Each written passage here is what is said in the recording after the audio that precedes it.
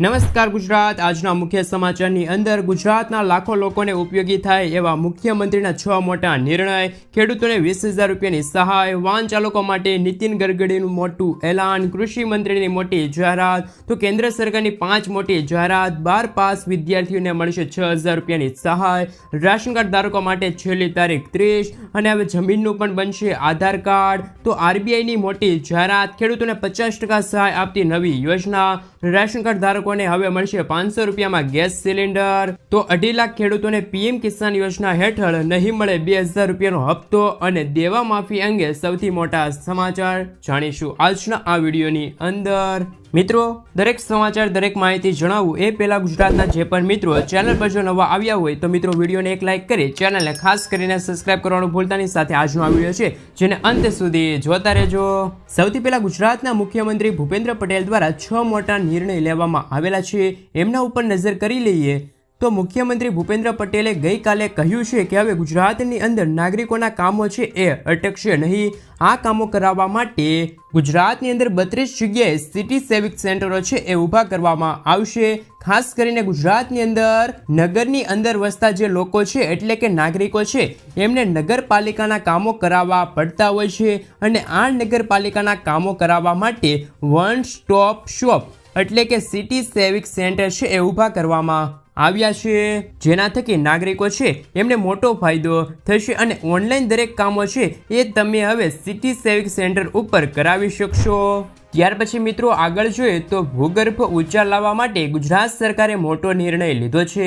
મિત્રો, આ માટે રાજ્યની અંદર બંધ બિનઉપયોગી હાલતની અંદર પડેલ જે ખાનગી ટ્યુબવેલો હતી એમને વરસાદના પાણીથી રિચાર્જ કરવા માટે સરકારે 150 કરોડ રૂપિયાની જોગવાઈ કરી છે। 10,000 ખાનગી ટ્યુબવેલ છે એમને વરસાદી પાણીથી રિચાર્જ કરવામાં આવશે। ત્યાર પછી આગળ જોઈએ તો ગુજરાતની અંદર સરકારી શાળાની અંદર અભ્યાસ કરતા જે વિદ્યાર્થીઓ છે એમની માટે ફ્રી સાયકલ યોજના છે તેમની જાહેરાત કરવામાં આવી છે। આ અંતર્ગત ધોરણ 9 થી લઈને 12ની અંદર અભ્યાસ કરતા વિદ્યાર્થીઓ છે એમને ફ્રીમાં એટલે કે મફતમાં સાયકલ છે એ આપવામાં આવશે। ત્યાર પછી આગળ મુખ્યમંત્રીના નિર્ણય ઉપર નજર કરીએ તો અગાઉ વર્ષ 1/4/1978 પહેલા જન્મેલા બાળકોને જાતિના પુરાવા માટે સ્કૂલ લિવિંગ સર્ટિફિકેટનો આગ્રહ છે એ રાખવામાં આવતો હતો। આ માટે ગુજરાત રાજ્યની અંદર બક્ષી પંચ કમિટી દ્વારા રજૂઆત કરવામાં આવી હતી, જેને ધ્યાનમાં રાખીને ગુજરાત સરકારે મહત્વપૂર્ણ નિર્ણય લીધો છે। એ અંતર્ગત હવે જાતિનું પ્રમાણપત્ર મેળવવા માટે રેવન્યુ રેકોર્ડ છે એ પણ પુરાવા તરીકે માન્ય ગણવામાં આવશે, અને આના થકી સમાજના બાળકો છે એમને જાતિનું પ્રમાણપત્ર મેળવવા માટે સરળતા રહેશે। ત્યાર પછી આગળ જોઈએ તો 54 નગરપાલિકાઓ છે એમની અંદર અગ્નિશમક સાધનો અને વાહનોની ખરીદી કરવા માટે સરકાર દ્વારા 63 કરોડ રૂપિયાની ફાળવણી છે એ કરવામાં આવી છે। 54 નગરપાલિકાની અંદર 71 ફાયર વાહનો અને સાધનોની ખરીદી છે એ જીયુડીસી દ્વારા કરવામાં આવશે, અને આ નિર્ણય થકી સિટીની અંદર રહેતા જે લાખો લોકો છે એમને મોટો ફાયદો થશે। ત્યાર પછી આગળ જોઈએ તો ગાંધીનગર ખાતે ભારે વરસાદથી ખેડૂતોને થયેલા નુકસાનીનો સર્વે કરવા અને તાત્કાલિક વળતર આપવા માટે મુખ્યમંત્રી ભૂપેન્દ્ર પટેલે સૂચના પણ આપી હતી। તો ગુજરાત સરકાર દ્વારા મુખ્યમંત્રી ભૂપેન્દ્ર પટેલ દ્વારા ગુજરાતની જનતા માટે હાલમાં આ 6 મોટા નિર્ણયો છે એ લેવામાં આવ્યા છે। ત્યાર પછી સમાચારની અંદર આગળ વધીએ તો સરકારની ફાયદા અપાવતી 5 મોટી જાહેરાત, શહેરી વિસ્તારની અંદર 1 કરોડ આવાસ છે એ બનાવવામાં આવશે, તો 1 કરોડ ઘરને પીએમ સૂર્યઘર યોજના હેઠળ મફત વીજળી છે એ પણ આવનારા દિવસની અંદર આપવામાં આવશે। તો પીએમ ગરીબ કલ્યાણ અન્ન યોજના છે એમને 5 વર્ષ માટે લંબાવવામાં આવી છે। એ અંતર્ગત હવે રાશન કાર્ડ ધારકો છે ગરીબ છે એમને મફત અનાજ છે એ આવનારા 5 વર્ષ સુધી મળતું રહેશે। 100 શહેરની અંદર સાપ્તાહિક બજાર યોજના છે એ પણ લાગુ કરવામાં આવશે। પ્રધાનમંત્રી ગામ સડક યોજનાનો 4થો તબક્કો છે એ પણ આવનારા દિવસની અંદર શરૂ કરવામાં આવશે, જેમના થકી 2500 જેટલા ગામડાઓ છે એમને જોડવામાં આવશે। ત્યાર પછી આગળ જોઈએ તો વાહન ચાલકો માટે નીતિન ગડકરીનો મહત્વપૂર્ણ નિર્ણય. નીતિન ગડકરીએ કહ્યું છે કે હાલ ટોલ સિસ્ટમ છે એ નાબૂદ કરવામાં આવશે અને એની જગ્યાએ સેટેલાઇટ આધારિત ટોલ સિસ્ટમ છે એ લાગુ કરવામાં આવશે. નીતિન ગડકરીનું કહેવું છે કે આ સિસ્ટમ લાગુ કરવા પાછળનો ઉદ્દેશ એ છે કે ટોલ છે એ વસૂલાતની અંદર વધારો થાય અને ટોલ પ્લાઝા ઉપર જે ભીડ થાય એની અંદર ઘટાડો થાય. એટલા માટે આવનારા દિવસની અંદર આ સિસ્ટમ છે એ લાગુ કરવામાં આવશે. એટલે કે હવે સેટેલાઇટ આધારિત ટોલ કલેક્શન છે એ કરવામાં આવશે અને જેના થકે જેટલી તમે મુસાફરી કરશો એના આધારે તમારા પૈસા છે એ કાપી લેવામાં આવશે. એટલે કે આ પહેલાં નીતિન ગડકરીએ કહ્યું હતું કે સેટેલાઇટ આધારિત ટોલ કલેક્શન થશે, તમે જેટલી મુસાફરી કરશો તેટલા પૈસા છે એ તમારી પાસેથી કાપી લેવામાં આવશે. જો કે ગુજરાતની અંદર અને ભારતની અંદર આ ક્યારથી લાગુ થશે એની અંગે કોઈ સ્પષ્ટતા કરવામાં નથી આવી. મિત્રો ત્યાર પછીના સમાચારની અંદર રાઘવજી પટેલ દ્વારા ગુજરાતના લાખો ખેડૂતો માટે મોટી જાહેરાત કરવામાં આવી છે. ગુજરાત રાજ્યની અંદર બાગાયતી ખેતીના વાવેતર કરતા જે ખેડૂત ભાઈઓ છે એમની માટે હવે 4 સેન્ટર છે એ ઊભા કરવામાં આવશે. ગુજરાતની અંદર અમરેલી, દાહોદ, ગાંધીનગર અને બનાસકાંઠા જિલ્લાની અંદર બાગાયતી ખેતી માટે સેન્ટર છે એ ઊભા કરવામાં આવશે. જેના થકી બાગાયતી ખેતી કરતા જે ખેડૂત ભાઈઓ છે એમને આવક મેળવવાની અંદર મોટો ફાયદો થશે. તો બાગાયતી ખેતી કરતા ખેડૂત ભાઈઓ છે એમની માટે કૃષિ મંત્રી રાઘવજી પટેલની મોટી જાહેરાત. એમાં અમરેલી, દાહોદ, બનાસકાંઠા અને ગાંધીનગર જિલ્લાની અંદર મોટા સેન્ટર છે એ બનાવવામાં આવશે. ત્યાર પછી આગળ જોઈએ તો ખેડૂતોને 20,000 રૂપિયાની સહાય મળશે. પ્રાકૃતિક કૃષિના પ્રોત્સાહન આપવા માટે ગુજરાત સરકારે નવી યોજના છે એ જાહેર કરી છે.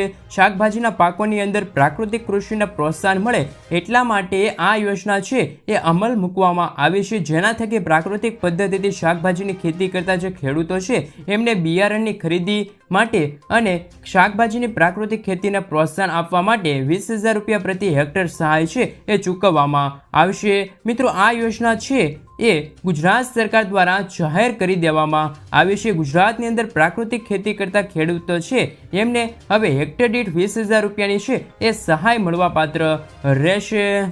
ત્યાર પછી કામના સમાચારની અંદર આગળ વધીએ તો હવે જમીનનું પણ આધાર કાર્ડ બનશે. 27 રાજ્યો અને કેન્દ્ર શાસિત પ્રદેશોની અંદર ભૂ આધાર એ લાગુ કરવામાં આવ્યું છે.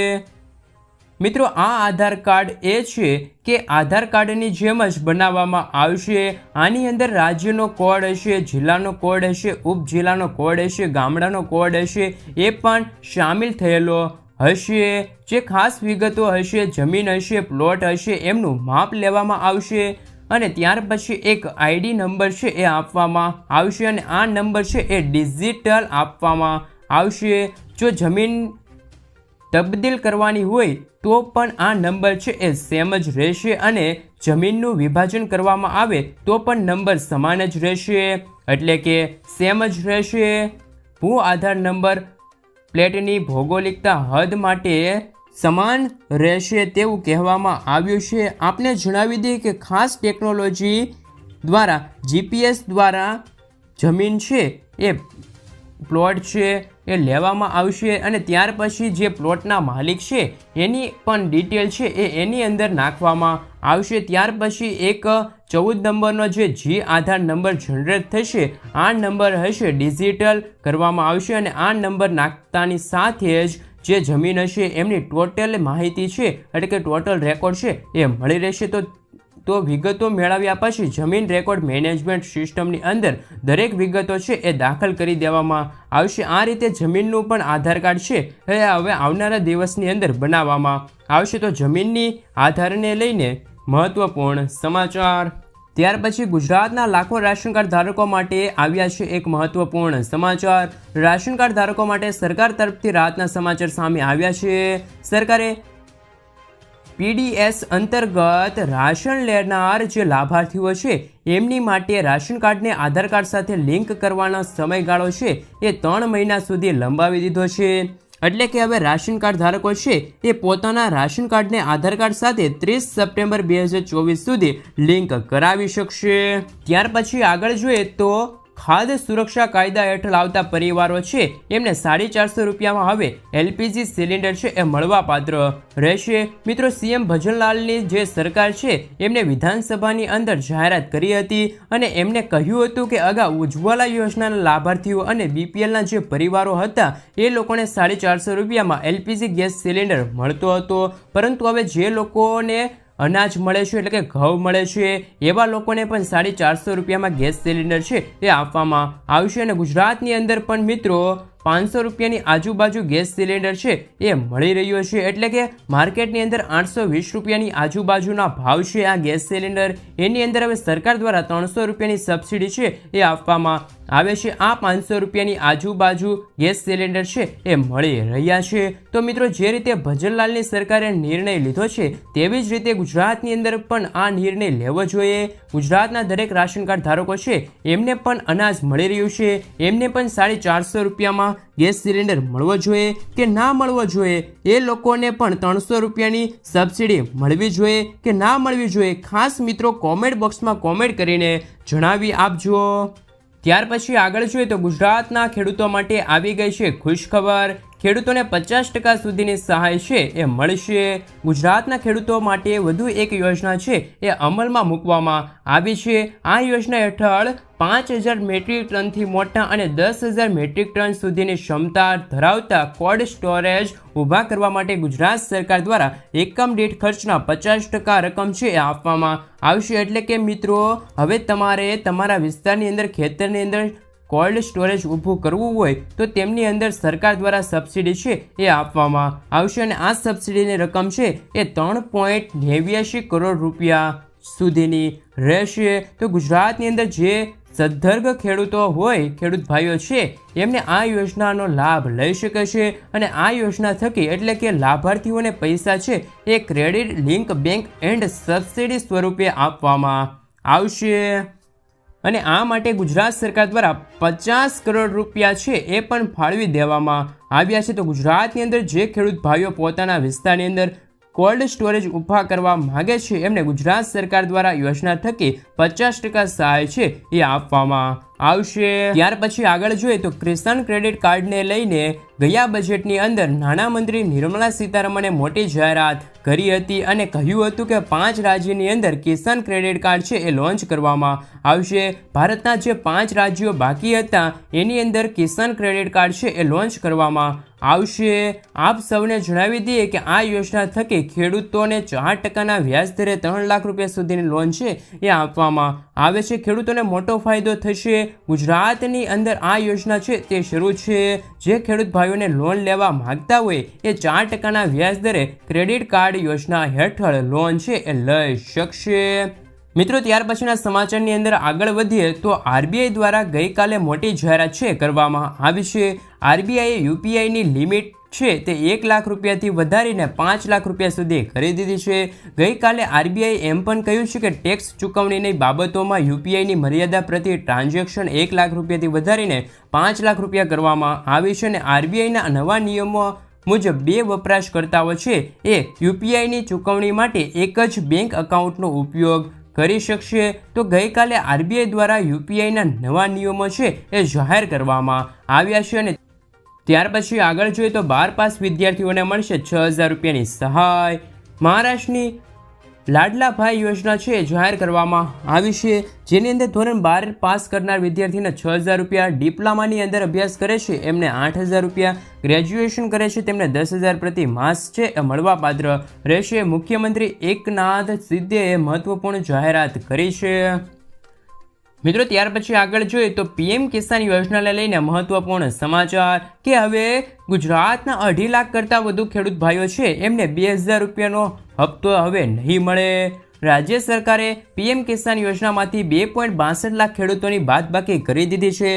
ગુજરાતની અંદર જે ખેડૂત ભાઈઓ પાત્રતા ધરાવતા ન હોવા છતાં પણ ખોટી રીતે લાભ લેતા હતા એવા ખેડૂત ભાઈઓના નામ છે એ PM કિસાન યોજનામાંથી બાદબાકી કરી દેવામાં આવ્યા છે। ગુજરાત સરકારે જણાવ્યું છે કે PM કિસાન યોજનાની અંદર 2.62 લાખ ખેડૂતો છે તે અત્યારે તેમની બાદબાકી કરી દેવામાં આવી છે. જે ખેડૂત ભાઈઓ ઇન્કમ ટેક્સ રિટર્ન ભરતા હતા અને લાભ લેતા હતા, અથવા તો તે જ ખેડૂત ભાઈઓ પતિ અને પત્ની બંનેના નામે લાભ લેતા હતા, તો અમુક ખેડૂત ભાઈઓ એવા હતા કે જેમને પેન્શન મળતું હતું છતાં પણ લાભ લેતા હતા. એટલે ત્યાર પછી આગળ જોઈએ તો લોન માફીનો નિર્ણય અંગે મહત્વપૂર્ણ સમાચાર કે હાલ મંદી ચાલી રહી છે ત્યારે ખેડૂતોની અંદર લોન માફીનો મુદ્દો એક સમગ્ર દેશની અંદર ચર્ચિત છે.